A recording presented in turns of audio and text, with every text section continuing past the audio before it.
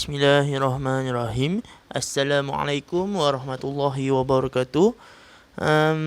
Untuk tahun 6 hari ini kita akan buat sedikit ulang kaji berkenaan dengan tajuk-tajuk yang telah dipelajari daripada tajuk tahun 3, 4 dan 5. Okey. Jadi kita mulakan dengan tajuk berkenaan dengan jenis air. Okey. Sebelum tu, kalau sesiapa ada buku nota, iaitu nota UPKK, boleh buka sebagai rujukan. Okey. Jenis air, okey.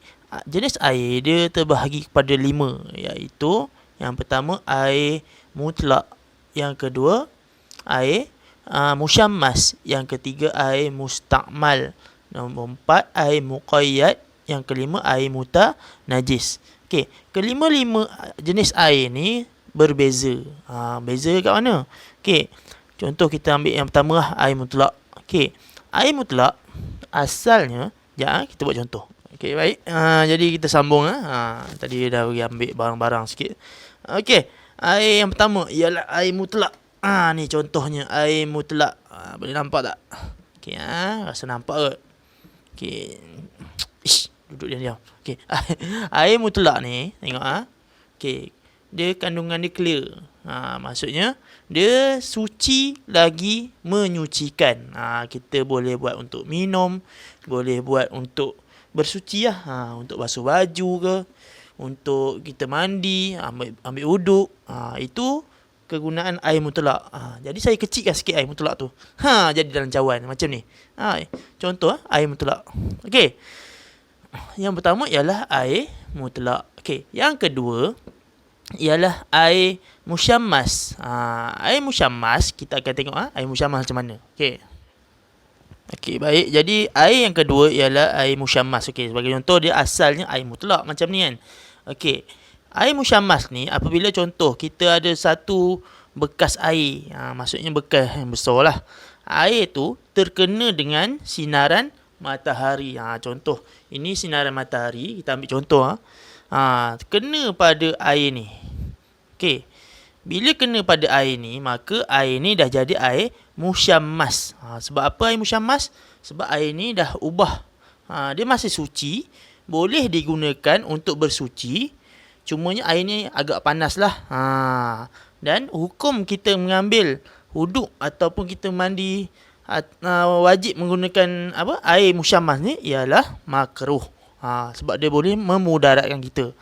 Okey, sebab kalau panas Malaysia ni lain lah. Tapi kalau panas kat luar negara, contoh dekat Afrika contohnya, bayangkan air tu panas kan, bayangkan dia bergelegak-gelegak kita guna.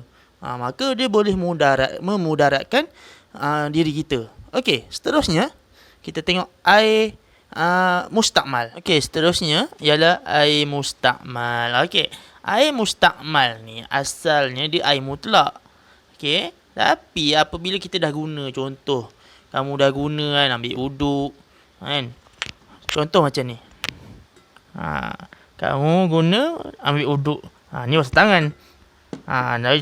Contoh kita ambil wuduk kan. Jadi air yang ni dalam ni dikira air mustakmal. Sebabnya kita dah guna. Okey? Itu ialah air mustakmal. Okey, seterusnya ialah air muqayyad. Ni air yang keempat, air muqayyad. Nampak air tu dah kurang kan? Tambah lagi.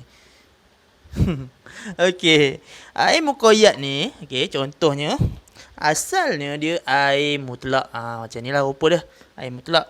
Tapi bila dia akan berubah, bila dah campur bahan-bahan lain. Sehingga mengubah warna, rasa air tu. Dan air yang macam ni kita tak boleh guna untuk bersuci. Ambil wuduk tak boleh. Kita nak bersuci tak boleh. Maksudnya air ni dah berubah. Okey, contohnya macam ni.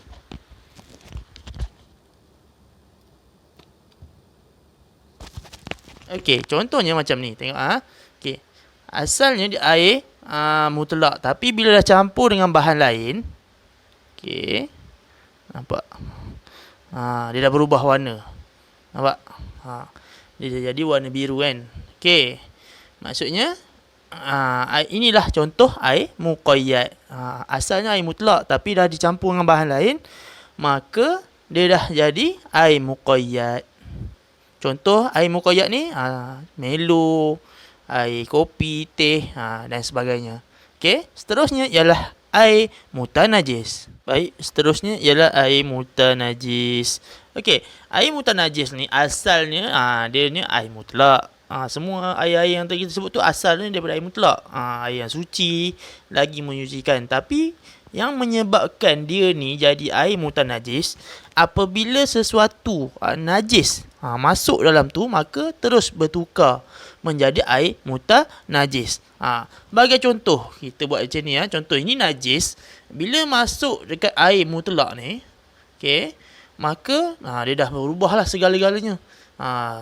Jadi air mutanajis ni pun kita tak boleh guna untuk berwuduk, bersuci ataupun mandi, segalalah, basuh baju. Mana ada orang basuh baju guna air mutanajis.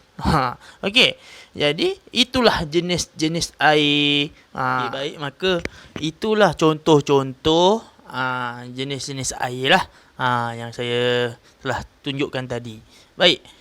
Okey, oleh itu kita kena ingat satu benda lah. Sebab apa kita belajar jenis-jenis air ni? Sebab kita ni kalau nak bersuci mesti menggunakan air. Maksud bersuci ni bagi contoh, bila kita buang air besar ataupun air kecil, ataupun ketika kita berhadas badan besar. Untuk lelaki bagi contoh keluar air mani, untuk perempuan keluar darah haid ataupun nifas, makanya itulah kita kena tahu jenis-jenis air ni supaya kita pilih air yang betul. Okey, jadi sampai di sini dulu PDPR kita untuk hari ini. InsyaAllah kita akan sambung di kelas akan datang pada minggu hadapan, hari Khamis jam 3 petang. Okey, jadi wallahu alam, sedikit pesanan daripada Ustaz. Okey, memandangkan hari ni kita belajar bab air, okey, nasihat Ustaz banyakkanlah minum air masak supaya badan kita menjadi sihat, insya-Allah. Dan 70% dalam badan kita ni mengandungi air. Itu sajalah faktanya. Okey. Macam biasa pesanan daripada Ustaz, okey, banyakkan baca Al-Quran, jaga solat 5 waktu. Okey, insya-Allah kamu akan menjadi anak yang baik dan anak yang soleh dan solehah, insya-Allah. Dan tolonglah mak ayah ketika cuti ni. Okey. Luangkan masa dengan keluarga, kurangkan dengan handphone, dengan gadget ni kurangkan. Okey, banyakkan luang masa dengan keluarga. Insya-Allah kita akan melahirkan generasi soleh dan solehah dan keluarga yang bahagia. Jadi sampai di sini dulu. Wallahu alam. Assalamualaikum warahmatullahi wabarakatuh.